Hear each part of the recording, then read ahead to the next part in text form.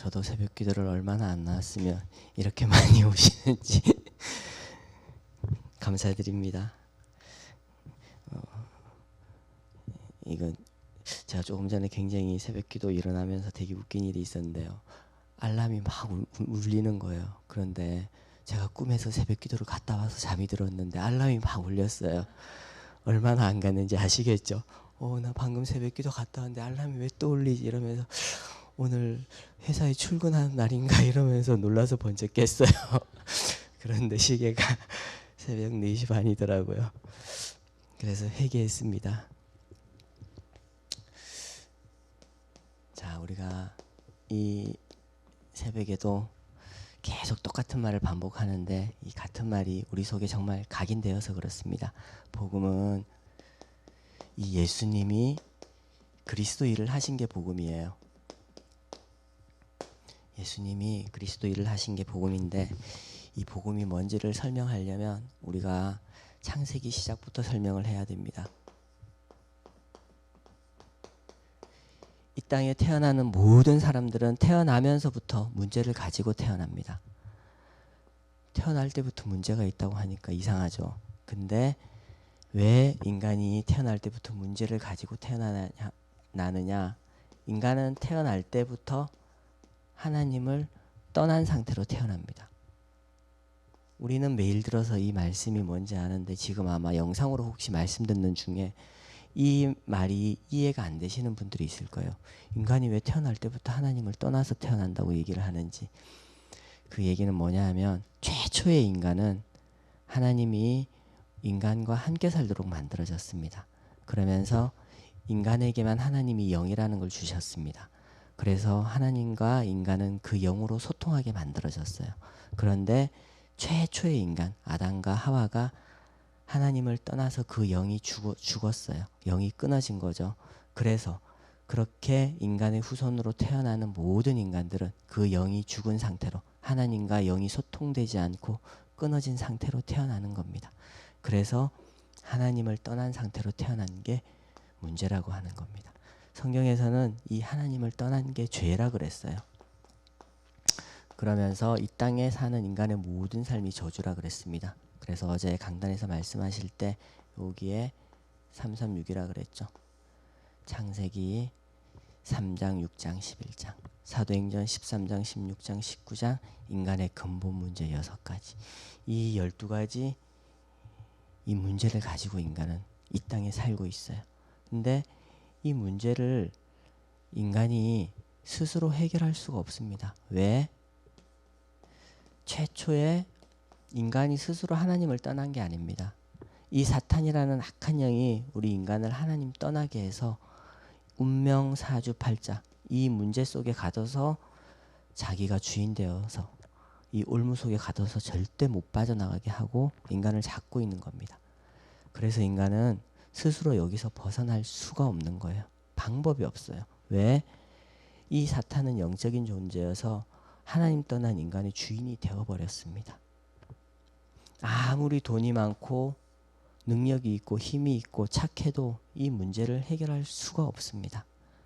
그런데 하나님이 우리 인간을 만드시고 처음에 인간을 축복하셨죠. 이 땅에 있는 모든 것을 정복하고 다스리는 축복을 주셨어요.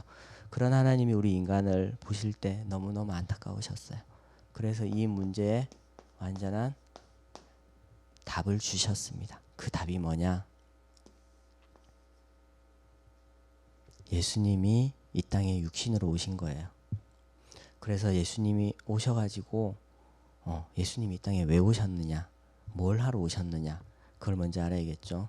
예수님이 이 땅에 오신 것은 이 하나님 떠난 인간이 스스로 하나님께로 올 수 있는 방법이 없어요. 그래서 하나님께로 올 수 있는 길을 만들어 주셨습니다.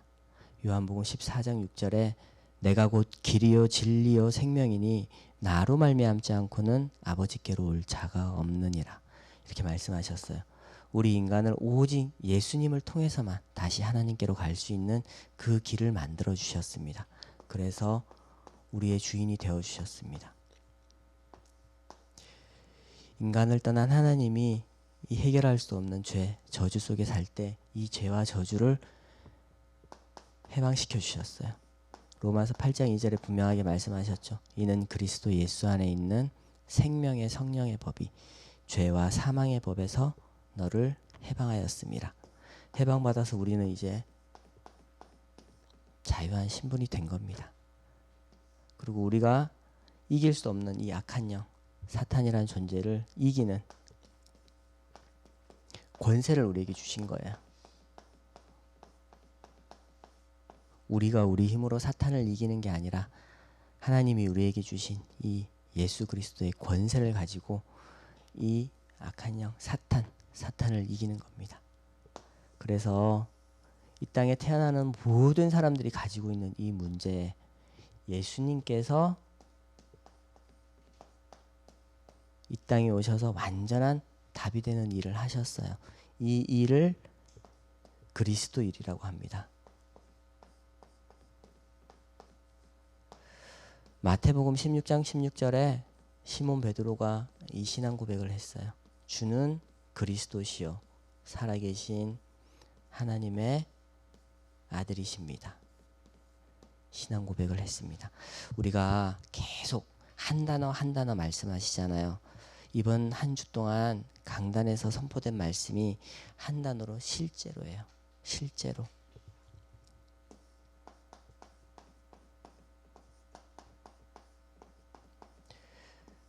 단어는 이렇게 한 단어인데 여기 속에 굉장히 많은 내용들이 내포되어 있어서 주일 일부 강단을 통해서 목사님께서 이 실제로가 뭐가 실제로냐, 영이 우리의 그러니까 이 실제로 이 답이 올 때까지 기도하는 거를 이 실제로로 압축하신 겁니다.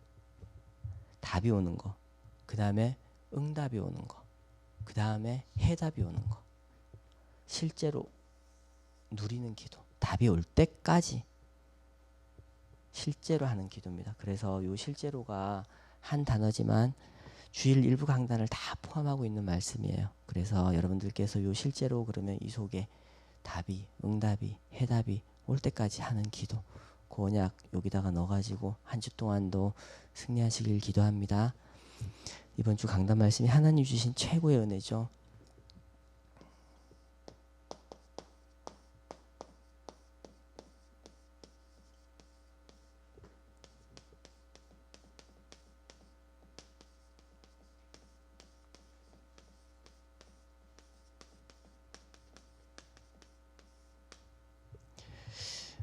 로마서 5장 8절 말씀, 저도 처음에 이 구원의 길을 하면서 우리가 요거는 짧게 하는 3분 메시지잖아요. 그래서 이제 그 우리가 10분 메시지 이렇게 풀로 할 때 보면 로마서 5장 8절을 우리가 그리스도 영접할 때 이 말씀을 애웠었는데, 우리가 아직 죄인 되었을 때 그리스도께서 우리를 위하여 죽으심으로 하나님께서 우리에 대한 자기의 사랑을 확증하셨느니라.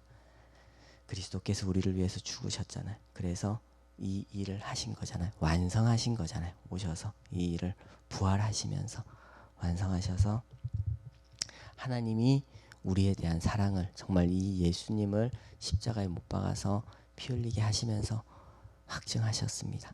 우리는 그 피로 다시 하나님의 자녀가 되는 권세를 얻었죠. 그래서 이번 주 강단에서 하나님 주신 최고의 은혜를 말씀하셨는데, 거기서 서론으로 말씀하신 게 있습니다. 먼저 이 서론으로 보좌의 능력과 그 다음에 세계 재앙을 막는 것과 운명을 바꾸는 것, 이것이 우리가 서론으로 먼저 확인해야 되는 분명한 메시지라고 말씀하셨죠. 그러면서 이제 본문 메시지를 말씀하셨는데, 저는 우리 시대 재앙막을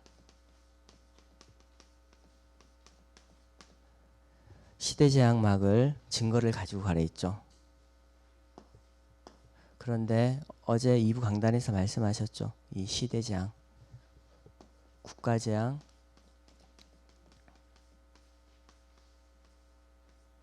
그리고 후대재앙.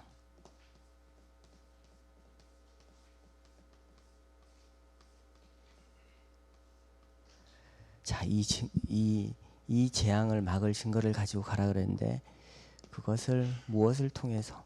지금은 이 캠프를 통해서, 하나님이 주신 지금 두란노 교회 시간표, 이 캠프를 통해서 우리가 이 재앙막을, 증거를 확인하는 겁니다. 우리 현장에서 이제 캠프가 오늘도 이제 부산에 다녀오시는 분들도 계신데 이 이제 예비 캠프가 시작됐죠.